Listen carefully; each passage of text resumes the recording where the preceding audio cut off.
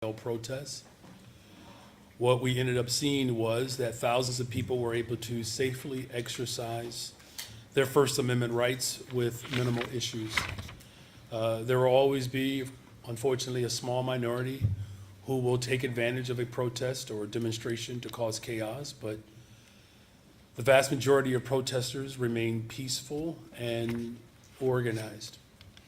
Over the past 2 years, we have had experience in managing spontaneous protests as well as large demonstrations related to the war in Gaza in particular. Our goal in these cases remained the same. We want Chicagoans from all walks of life, young, old, able-bodied, and people with disabilities to be able to safely exercise their First Amendment rights. We also recognize that even in the midst of heightened political tension, the people of Chicago still need to get to work every single day. They still need us to drive down violence in our neighborhoods, which we still are. They still need ambulances as well as emergency services to be able to get through. So we have a responsibility to both protect the rights of protesters, but also to keep our city moving, no matter the circumstances. When it comes to the power of nonviolent protests, I want to make an emphatic point here.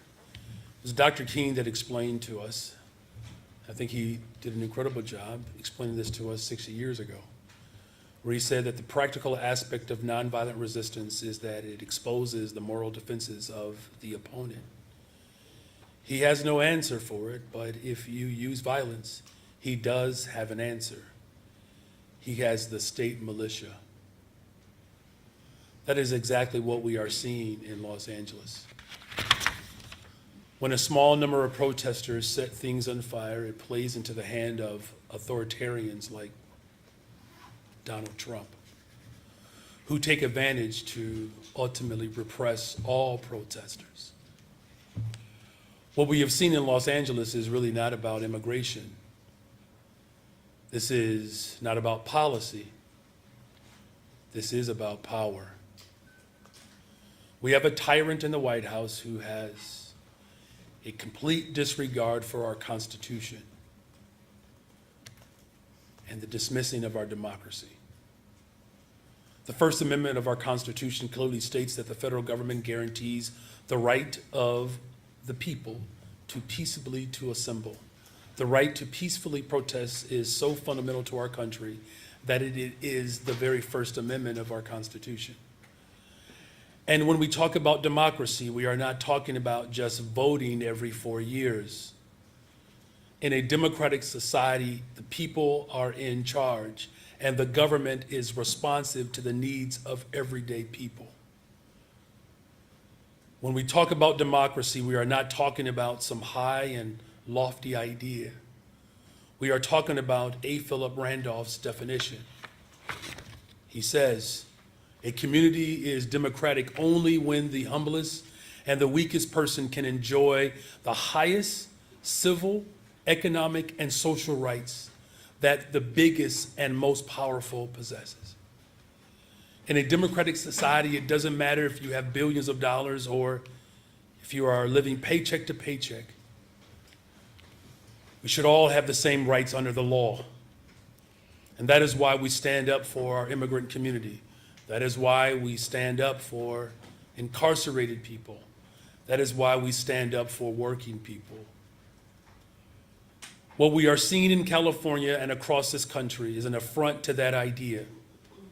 We are seeing poor and working people being terrorized without due process. We continue to see families being ripped apart. While federal immigration enforcement have jurisdiction, we want to continue to assure that all Chicagoans know their rights. We will work with our community partners to continue to stand up for our immigrant community and for all of our people in our beloved city. Now I'm happy to answer any of the questions that you may have at this time. Okay, we'll start here with Justin. We have time for one question, one follow-up. We got to be quick because there's a lot of folks here. Hey, Mayor. On the rideshare ordinance, you've said that you support workers, drivers, having a boost to their wages, but you have not endorsed the ordinance specifically. What about the ordinance has not gained your support so far? Well, it's not a matter of whether or not it has my support or not. It's just a matter of making sure that we cover all of our bases, right? There's an entire review process that we go through to ensure that our pro-worker positions that we will work to codify will be able to stand up during, whether it's criticism or protest. We're seeing now that there are some places in America that are having second thoughts about abolishing the sub-minimum wage, where here we are in the city of Chicago, we're holding firm to our values. So it's not about just getting it done, it's about getting it done right. Is there a portion that you don't think is currently right and needs to be changed before it goes up for a And vote? what we do is we look at all of it in a very comprehensive way, and as the most pro-worker city in America, I'm confident that we'll be able to continue to find pathways to continue to strengthen our city as a pro-worker city. Thank you. Good morning, Mr. Mayor. It is good afternoon. Oh, it is, isn't it? Thank you. You're welcome.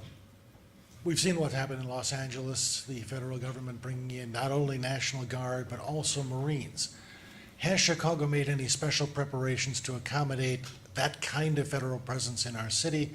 And are we giving any kind of thought to protest zones and ways to keep the downtown area open and free for business while First Amendment protests are going on? Yeah, the first and foremost goal and our responsibility is to keep everyone safe and to protect the rights of the people of this city and around the country. And so constitutional policing is our prevailing form of leadership, and we will continue to ensure that constitutional policing is carried out. Look, we do this well. There were concerns that people had about my administration leading into the DNC, a lot of hyperbolic concerns, quite frankly. Look, we've demonstrated that we know how to protect people's right to assemble and to protect the Constitution while making sure that government continues to show up for people and that the everyday routines are not entirely interrupted. As far as, what our preparation will look like moving forward, we do know that this president is determined to insert chaos. Our responsibility locally is to continue to provide calm and structure to this situation. It's a really terrible moment in our nation's history where families are being ripped apart, and we also have just an absolutely criminalized approach towards governance, and this president clearly continues to show how low he will stoop, in order to protect the interests of a handful of people. The fact of the matter is he's been president of the United States of America for less than 200 days, and he has been a miserable disappointment and a failure. Have you had any communication with federal authorities about the possibility of bringing out the National Guard here or seeing Marines in Chicago? I have, complete confidence that between those who are protesting, who want to ensure that their message is brought to the federal government, that they'll be able to effectively do that. Any need beyond our local police department as we assess the full situation, this is not something that even the state of California called for, right? So this president's desire to not only militarize and criminalize, but his commitment to drive chaos is something that I've said from the very beginning is not only reckless, but it's incomprehensible, quite frankly. So we're going to protect people's right to assemble while also ensuring that Chicagoans can get through their day-to-day. We don't have time for a long question today, sir, so just straight to the question, and we're going to go right to Heather. Microphone on? Yeah, straight to the question, we're going to go straight to Heather. Thank you. Jeez. I thought the theme of today's press conference was freedom of speech. At any rate, you have called on the citizens of Chicago to rise up against ICE, to resist ICE, to fight back against ICE. Many Chicagoans, including Black and Brown, tell me that that sounds like a call to violence. In light of the violence that we're seeing in Los Angeles now, the looting, the damage to property, the attacks on law enforcement, would you consider withdrawing that violent call to violence? I believe in nonviolence. I believe in nonviolence. Right. Well, you also have said that the illegal immigrants that are being targeted by ICE are the working families of Chicago. The real Chicagoans are now facing tax increases because you've spent millions of their tax dollars on migrants. They're including a grocery Okay, tax. we need the question. Why would you think that real Chicagoans should trust you to spend their money after you've already wasted millions of it on illegal aliens? We are investing in people. Is that really honestly your only Yeah, answer? we're going to go to Heather now. Thanks. Wow. Hi, Mayor. Hey, I want to cast your memory back to last week when a number of older people were protesting ICE outside a facility on Michigan Avenue, and Chicago Police Department officers and supervisors were present there. Are you confident that the reaction and the response of CPD did not violate the city's Welcoming City Ordinance or the Illinois Trust Act? Did officers act appropriately during that confrontation? what we saw was, we saw an unprecedented attack against the sensibility of our humanity. And under those circumstances, I am relieved that the number of people who were there to call attention to what ICE is doing or has done, that they were present. As far as the reaction of our police department, their responsibility was to ensure that if there was any element of that protest that could impact the safety of protesters and our residents, that they were there to ensure that safety was maximized. We are a welcoming city. The Illinois Trust Act is the law of the land. We will continue to uphold both of those policies. Of course, we're going to review and continue to review what went down last week. And there's an open meeting that's going to take place with a number of alders so that everyone is clear about the role that the local police department plays and how this particular unprecedented attack played out. Back to a little bit of normal city news. There's a measure that just advanced out of the city's License and Consumer Protection Committee that would allow older people to ban new short-term rentals from setting up in their wards. Do you favor that initiative, which could potentially significantly decrease the amount of short-term rentals in Chicago? You know, what I want is, I want to make sure that in everything that we do, that we continue to ensure that we're building a safe, affordable city. This particular measure, quite frankly, I'll have to look into a little bit deeper, but, I know that there are a number of alders who mean well and are trying to show up for, their particular pocket of the city. My responsibility is to ensure that whatever measure is put forth is that, the impact that will or could have on the entire city, that I keep that into full consideration. And in this instance, I would do the same. As we look towards Saturday, What's your name? oh, Whitney Wild from CNN. From CNN? Yes. You just, when a new student shows up in the classroom, I'm going to notice, all right? I know. Welcome, CNN. I don't come as often as I wish I could. We'll change that. I'm working Okay, on it. all I'm here right. today. Thank you. It's my pleasure. So as we look towards Saturday, what do you anticipate the posture of the Chicago Police Department is going to be? There are large protests Saturday here and all across the country. Again, what is the posture of CPD for Saturday? And then additionally, do you know if the city is having strong communications with the event organizers to make sure that expectations for what you can and can't provide are clear? Yeah, thank you for that question, and thank you for being here. Our first responsibility is to ensure that we keep everyone safe. That is my number one responsibility. It's what I think about every day, all day. The work that we have done collectively continues to drive violence down in the city of Chicago. because that's something that is of a top priority of mine. And so our approach won't be that much different on Saturday in terms of what our ultimate responsibility is. And when we're talking about keeping people safe, the right to assemble peacefully is a constitutional right. So we have to protect that. Now look, there are some actors that unfortunately act outside of their constitutional protection. And if that were to take place, those individuals will be held responsible and accountable. To the extent in which I can, name how we are in constant conversation and coordination with organizers, that's the strength of my administration. We talk to people.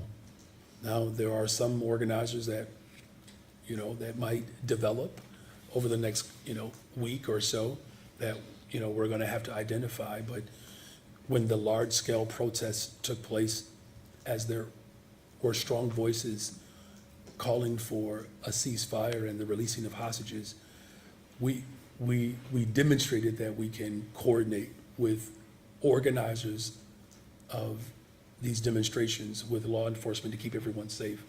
That is what my expectation has always been, and I remain committed to that expectation. What's most disturbing, however, about Saturday is how the President of the United States of America is using our armed forces to celebrate him.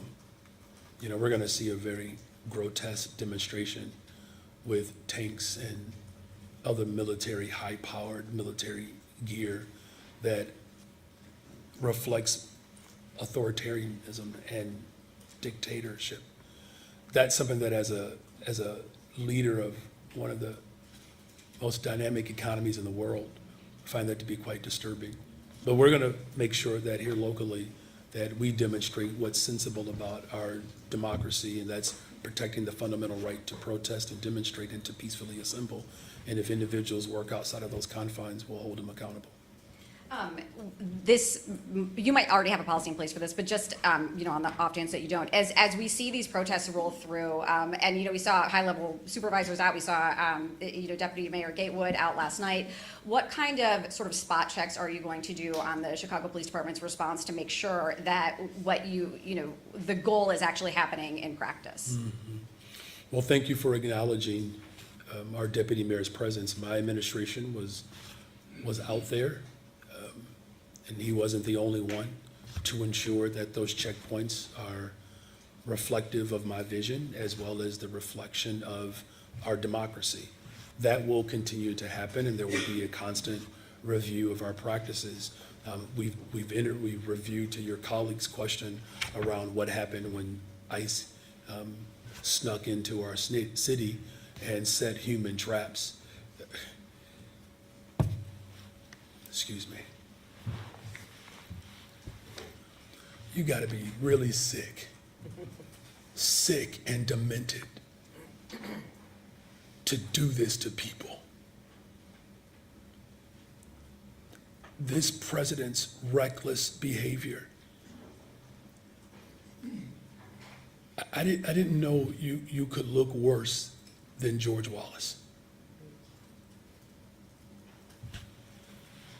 Our team will be present to ensure that we're holding to our values. And Deputy Mayor Gatewood and his team and our Chief of Staff, all of us are ensuring that the people of Chicago are supported and protected and their constitutional rights are intact. Thank you for that question. Good afternoon, Mayor. Good afternoon.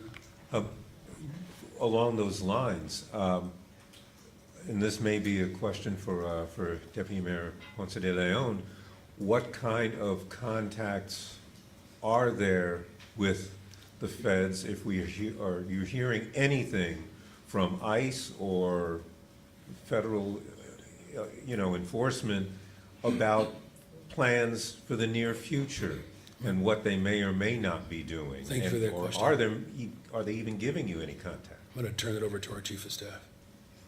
Yeah, we've received word that the federal agents have been informed that they have 48 hours to stand by and be ready to deploy. There will be tactical teams, there will be mini tanks, there will be other tools that they use in which they plan to do raids, as we saw in Los Angeles. So that information, it's actually pretty public. It has been out there and in fact on official channels. So that's what we are aware of. We have been coordinating with the state. We have been also coordinating with the county, making sure that we have open lines of communication. And Deputy Mayor Gatewood has been doing some additional discussions, coordination, and communications internally. I spoke directly with the governor just an hour or so ago as he prepares for his testimony at the Oversight Committee. Spoke with Board President Tony Preckwinkle. It's going to take all of us to stand firm to ensure that our democracy is intact. And what are you hearing from people in the community? I mean, we've heard some reports earlier this week that it's going back to when people were afraid to come outside or go to work or take their kids to school. They're terrified. They are absolutely terrified. And look, I remember a few stand-ups ago when I talked about what terrorism looks like. This is it. There should be no question to what our country would look like had the Confederacy won. We're seeing it on full display. And there's no art form in this. This is literally just using the power of the federal apparatus to insert its will on whomever. Right now in our country, there's no check and balance. It doesn't exist right now. Speaker Johnson, who is third in charge if something were to happen to the President of the United States of America, won't even raise his voice. As a believer in faith and justice, these individuals are cowards. They are hypocrites. They're dangerous. There's one branch of government right now in this country, one branch. He has taken over the courts.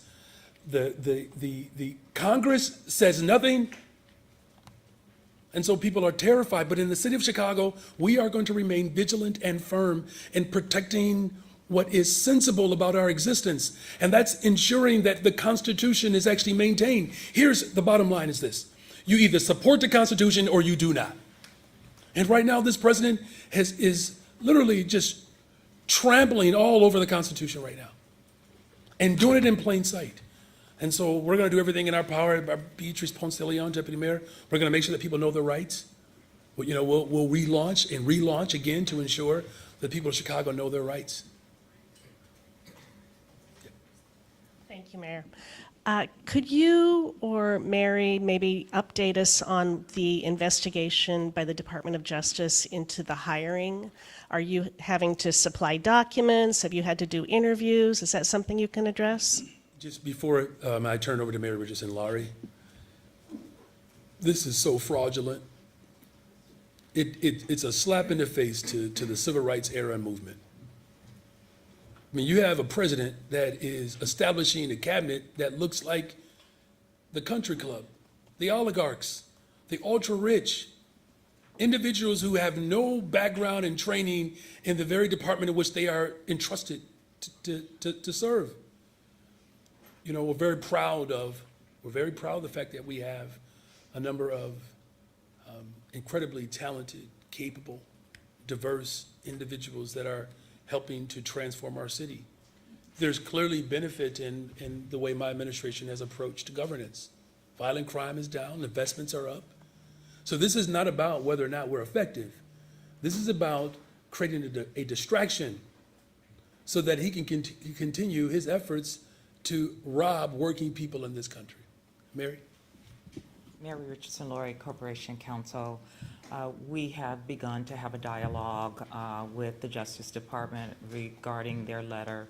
We did finally formally receive a copy of their letter in which they assert Title VII violations is their allegation, contingent upon the ongoing communications that we have with them. So we will be submitting a written response to them so they understand our position.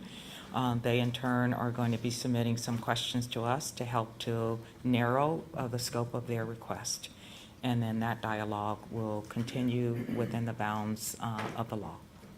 Very good, thank you. Mayor, can you step back from all of this a little bit and talk about being a mayor of a blue city and the challenge of that right now? Are you all on a text chain, wondering how you're going to communicate for the next 3 years and 7 months? What, so you can FOIA it?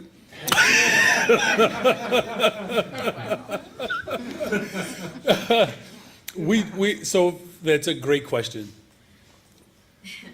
What I will say is this, there are some fundamental differences between cities that are ran by Democrats and those ran by other members of different parties, or a different party, Republican Party. But there's one thing, though, that is consistent, is that we know that it's at the city level is where government really shows up for people. And so in that regard, that there is a universal line of communication through the U.S. Conference of Mayors, which I believe I'm going next week to talk to mayors all over the country, and they all won't be Democrats, right? They're all concerned with what I'm concerned about, whether you're Republican or Democrat or independent or otherwise. Community safety, investing in housing, healthcare, and good paying jobs, or education system.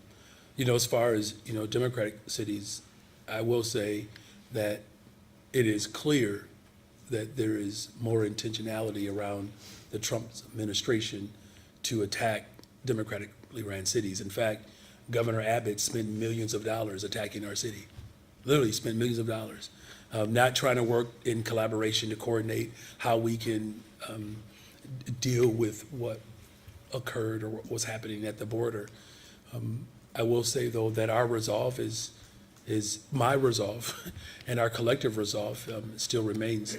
I will say, though, that that communication extends beyond mayors. It even speaks to community groups. I'm going to turn over to our Deputy Mayor, Ponce de Leon. She can speak about some of the work that's happening on the ground and the way in which we're all communicating to ensure that we're showing up for working people, and at this time in particular, our immigrant community. Thank you, Mayor. Yes, thanks for that question. You know, our team is part of a network, a national network of immigrant affairs, immigrant rights offices out of mayor's offices. So we are certainly connected to them there and are seeing the types of activities that are going on in other cities as well. But locally, we meet and often are in touch with the major organizations that are fighting this and trying to inform residents. So the National Immigrant Justice Center, the Illinois Coalition for Immigrant Refugee Rights, the Resurrection Project, OCAD. And what we hear is certainly people are afraid, but people are also finding ways to stand up for their rights and to get connected to resources. And just a couple of the challenges right now is the need for legal support for deportation defense and for legal guidance. And as you know, we try to drive some philanthropic, private dollars in that direction, but also just send an invitation out to lawyers and others that might want to support those efforts. That is the most pressing need that we're seeing right now. And then in working with these organizations, also pushing out not only the Know Your Rights information, but ways that families and individuals can be prepared in the case of a detention and what they can do. So I am often sharing this number, but I want to share it again. There's the hotline. It's 1-855-435-7693. That's for any immigration-related question or emergency. People recommend that, you know, give them a call. And then the shared website that is with the state and some of the organizations. And that one is good for beyond Chicago. And we're seeing, and we might see these actions happening outside of the city as well. So that is IllinoisImmigrationInfo.org. But we are in regular communication with those organizations. Hi, Mayor. How are you? Good afternoon. Good afternoon. Got it right. What do we know about the ICE tactical units that are going to be sent to, you mentioned Chicago, we know LA already, Philly, other large cities that are going to be anchors for these protests on Saturday? Do we know when they're coming, what protesters should look out for or expect? You know, just as I mentioned before, you know, yesterday the notice was given to agents that they have 48 hours to deploy. That there will be 5 cities that are targeted, Democrat led cities, Chicago being one of them for sure, and that they were going to be targeting, workplaces in terms of the raids. We have seen, as how they've shown up in LA with the mini tanks, with arms, with also chemical agents. We have seen them in full riot gear. We have seen them fully concealed. We also witnessed last week there were deceptive practices where they text people who were expecting to go into a place to do the check-in with their immigration proceedings, and of course they were intercepted by ICE. So we can expect all of those types of tactics, inclusive of evading due process, deceptive tactics, and concealing identity, along with some of those more aggressive actions that we witnessed in LA. And then just thinking about what happened yesterday, our crew was on the ground when a car drove through the crowd. Is there any sort of plan to try to protect large groups from vehicles, especially when we don't really know the route? Understandably, it can be difficult. Well, we were grateful that, in the midst of this effort by the Trump administration to create chaos, that we were able to get through yesterday without mass arrests or life-altering harm. The coordination between the organizers and the Chicago Police Department is one that we're going to continue to work to strengthen, because to your point, there were a number of organizers that, though it was structured, there has to be better coordination, and that's something that we will work on. Deputy Mayor, do you want to add anything else to that? Yeah, absolutely. So thank you for that question, Sabrina. Of course, after every large incident, we do an after-action report to get a better sense of what we can improve. Nobody obviously expects someone to do what they did yesterday, so we'll make improvements on that. We already had a meeting this morning with some of our team on additional resources we'll need in place. We've been in contact directly with the governor's office about some of the support they can provide as well. So again, our teams are constantly thinking about ways to evolve and make sure folks are able to protest safely and our police are able to do their jobs. So that's what we'll continue to do on this one as well. Hi, I guess this would be for Christina Pasiones, ICE Director in Gatewood. In terms of when ICE says they're going to have an action, what is the protocol for CPD and what is an appropriate role for them? I was told by an activist today that under the Trust Act, it is not appropriate for them to cut off streets or do crowd control. Is that your understanding? Basically, what's the CPD's role when ICE comes in? Let me just start off by saying that, and thank you for that question, we are a welcoming city, and that ordinance is the law of the land, the Illinois Trust Act. It's the law of the land, which simply states that our local law enforcement will not coordinate or engage or behave as federal agents. Now, if there's a federal warrant that is available, then that provides space for a different type of assessment. As far as the role and the responsibility of our police department, it is to ensure that protesters can live out the Constitution safely. That is their responsibility. They also have a responsibility to ensure that, in the event there are actions that are moving, that it is effectively coordinated, right? Because we don't want anyone to get injured.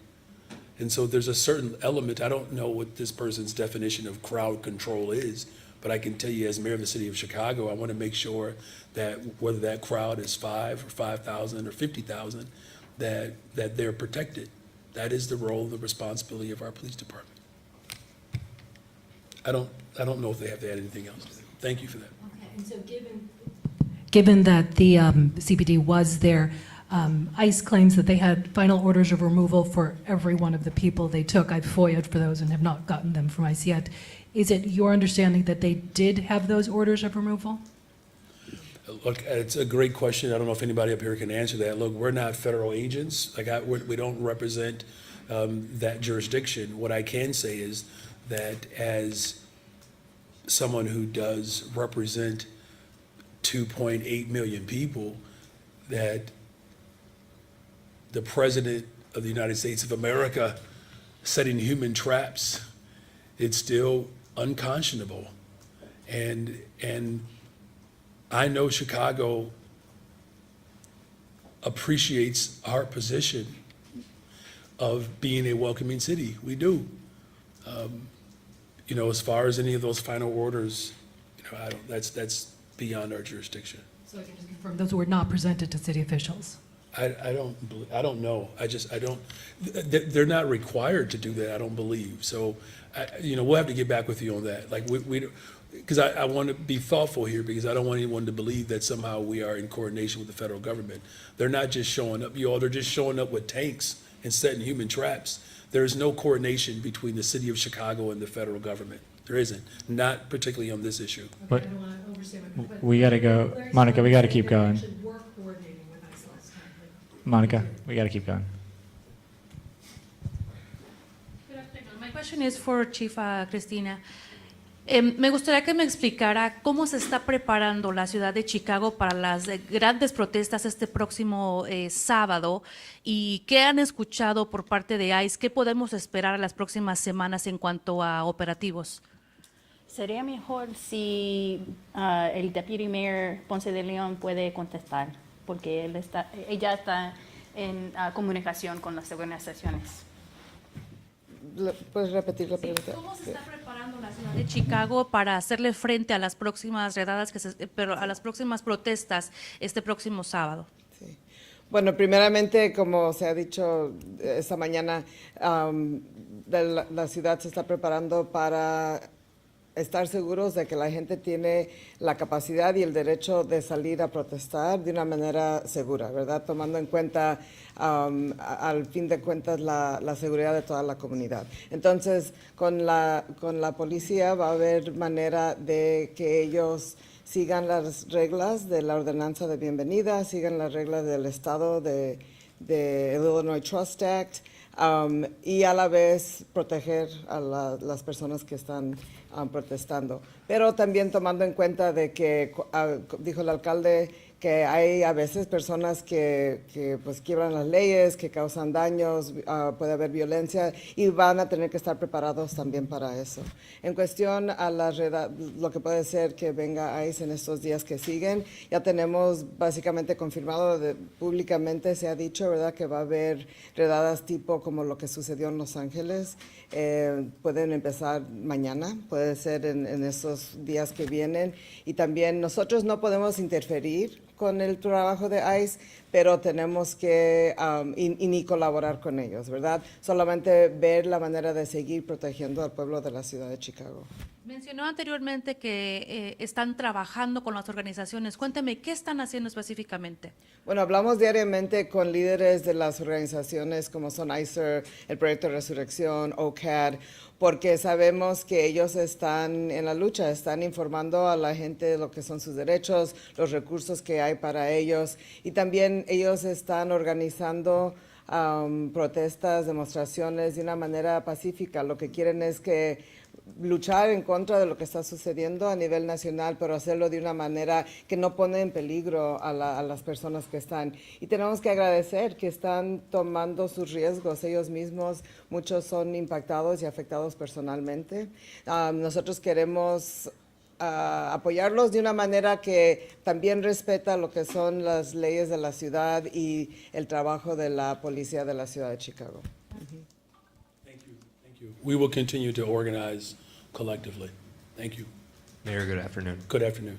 Block Club reported today that Uber overcharged customers $1.8 million in a downtown congestion fee that was collected by the city. The company is now asking the city to pay them back because the company paid back its customers. Should the city do that? We will be reviewing, Mary Richardson Laurie Corporation Counsel will be reviewing the allegations set forth by Uber and respond. You might be aware that we already have an active suit associated with Uber, so we will review those specifics and respond accordingly. Gotcha. And there's already a handful of city fees on Uber rides. I understand as a measure to close the fiscal cliff that did not pass would have been a new 10% tax on all Uber rides in Chicago. Ubers have gotten more expensive. Do you think these surcharges and city fees have gone too far, or could we place even more on these on Which on Uber? fiscal, what you're talking The about in transit fiscal Springfield? The cliff, yeah. transit, okay, I Yeah. just want to make sure that we're clear. I believe that the state of Illinois, working in collaboration with the city and the county and really the entire state, of finding ways to ensure that public transportation is affordable, reliable, and safe. That is the collective responsibility and the role that I believe that we all have. You know, as far as any specific revenue proposal, again, I've stated it in multiple ways and multiple times that we have an unfair structure in the state of Illinois where the ultra-rich that benefit from our city services have to take more responsibility, right? I mean, our region alone, economically, we drive this state. And 87% of the overall ridership or even economic prowess of our transportation system is right here in this region. Everybody benefits from Chicago. Everybody benefits. So there has to be a more collective responsibility in this moment to ensure that that benefit is still available and that the responsibility of that benefit is equitably distributed. Thank you, Mac. Thanks, Mac. We got to keep going. Sorry. Thanks for coming in. Good afternoon. Good afternoon, Mark. Given the Commander-in-Chief's voodoo sense of rule of law, how concerned are you that this whole thing is going to escalate to the point that he's going to declare a warlike emergency and therefore suspend habeas corpus, with the result being that the 14th Amendment and due process just go out the door, which is provided in the Alien Enemies Act? Well, it's clear that that's what he's doing. Those are his intentions, right? You know, what I find interesting, though, is that, you know, you asked about how worried or concerned. This is where this is so pharisaical, right? Because the same individuals that are worried that government is too big, you know, this president and his party, you know, are sending masked men with war weaponry, you know, into cities and creating checkpoints in cities and disappearing people without the due process, right? I mean, he's already doing that. This is no longer a threat. He's doing it, you know, and, you know, the same people who are supposedly concerned about government overreach and civil liberties, they're doing it. What our response has to be is to ensure that, you know, we protect, you know, people's basic fundamental rights. That's why I said before, Mark, you're either for the Constitution or you're against it. And, you know, you have people who are lining up, the ultra rich, to extract more out of this economy, putting poor people and working people in desperate states and trying to create chaos to create division within community groups. And we're saying enough is enough in Chicago. Coming after vulnerable people, no matter who they are, is a threat to all of us. And so that's why we're going to continue to work to build a safe, affordable city, but also to ensure that we're protecting the rights of all of our residents. Thank you for that question. And given what's happening to Ross Baraka now, how inoculated are you from going the same way, whether you're personally there or not, to uphold sanctuary city status or doing it from your office? Yeah, it's a great question. And look, I don't believe this is about sanctuary city solely. It's not. I mean, I think that's a component of it. This is not just about sanctuary city. Again, this is about our fundamental right to be able to live peacefully in a nation that has yet realized its full potential. You know, as far as my own, you know, personal inoculation or how I show up in this moment, unafraid, unbossed, unbought. I'm Chicago. We stay ready. So don't be scared. Don't be scared. And you know what, Mark? You can clock that too. Good afternoon, Mayor. Last week, we reported that ICE subpoenaed the clerk's office for the personal information of city key applicants, many of whom are immigrants. Mayor, what's your reaction overall to the federal government going after this info, and what should the future of city key be in light of this risk? Mary. Thank you for the question. We responded to that request for information, and we respectfully declined within the bounds of the law, given the privacy issues and specifically the exposure of groups like domestic violence victims, which would have been exposed had that information been provided, which would have been in contravention to their rights. We will continue to monitor activity, all administrative warrants, as we are doing now, and we put a process in place should we receive future administrative warrants from this administration. Mayor, can I also just get you to opine on just the overall tactic of the federal government going after this data? It's bad and it's wrong. Since you responded to ICE saying you won't comply, have you received communications from them? And is there any world, such as a threat of contempt of court charge, where the city would turn these documents over? The issuance of an administrative warrant is just that. Administratively, it's not a court-ordered process. Should they move towards a court setting, we will respond in kind. But we have provided a response to them on that specific issue. As we have in some other categories, we produce documents that we do think we're obligated to produce. But with respect to City Key, we don't believe such an obligation exists. Hey, Mayor. Hey. Following up on Justin's question, what do you want to see passed in this rideshare worker ordinance? Specifically, do you support forcing Uber and Lyft to pay drivers as much as the ordinance is seeking? Well, look, the reason why we're bringing everyone to the table is so that we have a policy that works for industry and the workers. That's always my drive, whether it's paid time off, whether it's, $11 billion of new investments on the southeast side of Chicago, that those impacted by the policy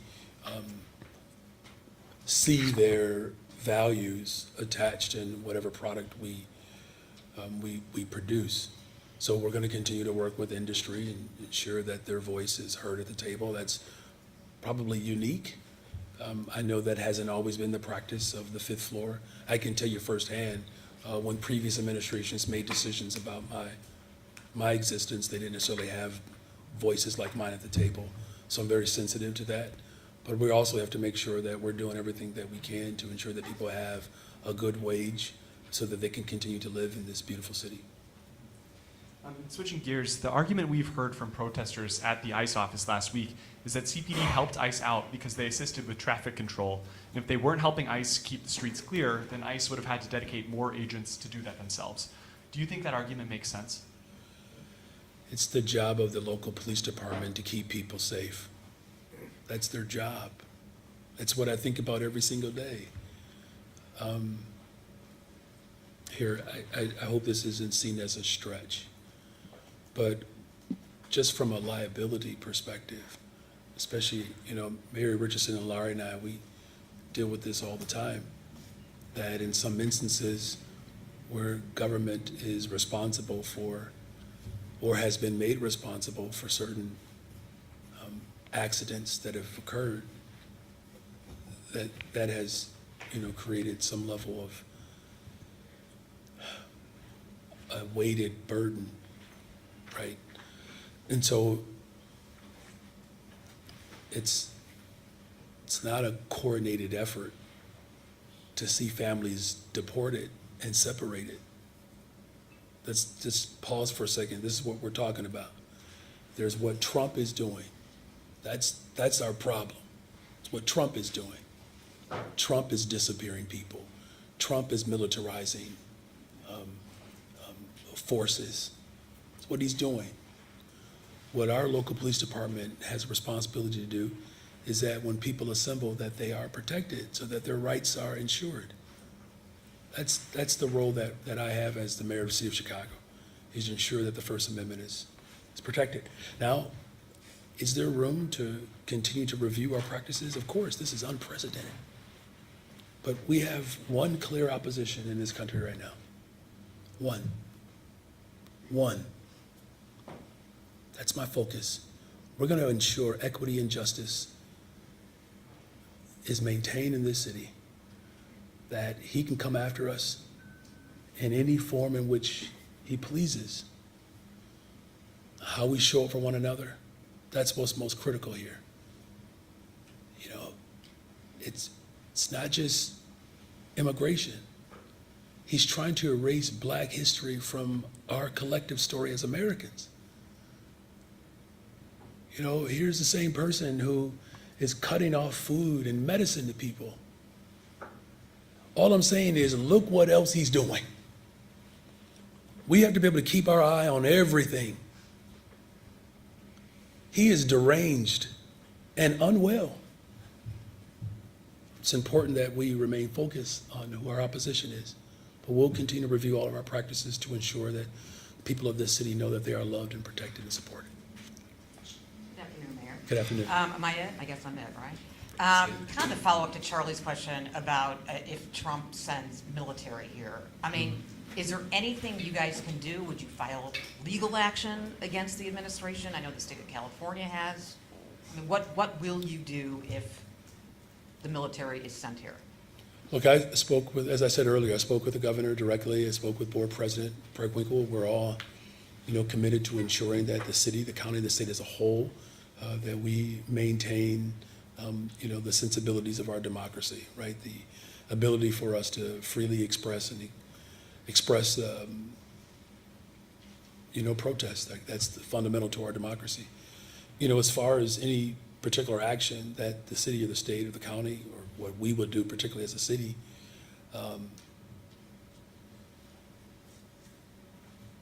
this is a necessary fight for all of us to be able to push back.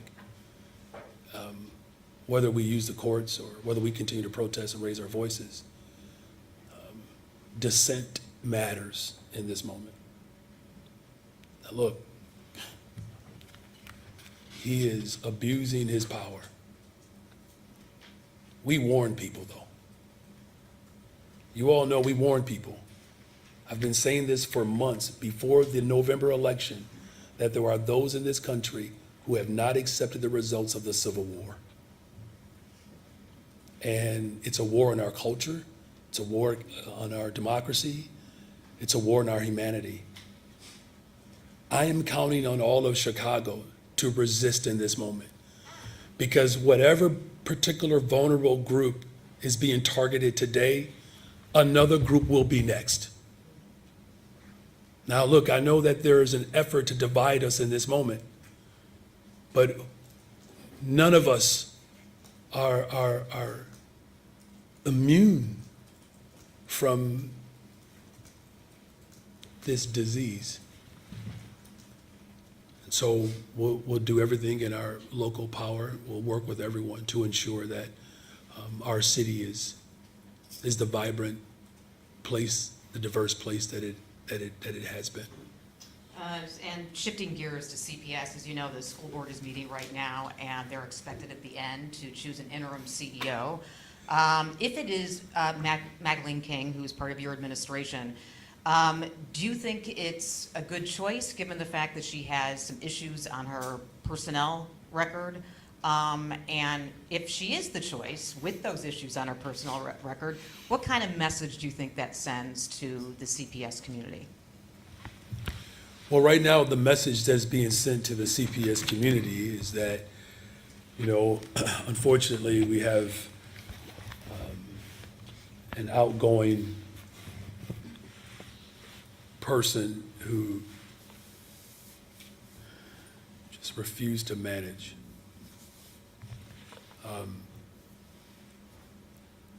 The budget that was put forward last year, as we told people, was just, it wasn't a real one. It's just make-believe, just speculation. it was lazy. As the board makes a decision on who the right person is to lead our district through this transition, it has to be someone that reflects the values that I've fought for my entire education career. That's the thing that's most important here. But should that person have violations on their personnel record? The person has to reflect my values. And my values are, we have to have a school district that works for every single child. Now, look, I'm not going to get into any speculation around, who the final person will be, but I do know that there was a very thorough process as I directed the board members to go through, to vet, and to take that thorough process before the democratic body. And, democracy at this point in our city's history is probably more important than it's ever been. So, we're going to have a school district that maintains class sizes that are smaller and manageable, libraries and librarians, social workers and counselors. We're going to make sure that we have a school district that provides extracurricular support and protects the LGBTQ community, the immigrant community, and Black history, veteran educators. That's the school district that people voted for. And that's a school district in which we are transitioning into. And I'm looking forward to, as we build a school district that reflects those values, that we have a leadership team that is committed to doing the hard work to ensure that our values are also reflected in how we invest in people.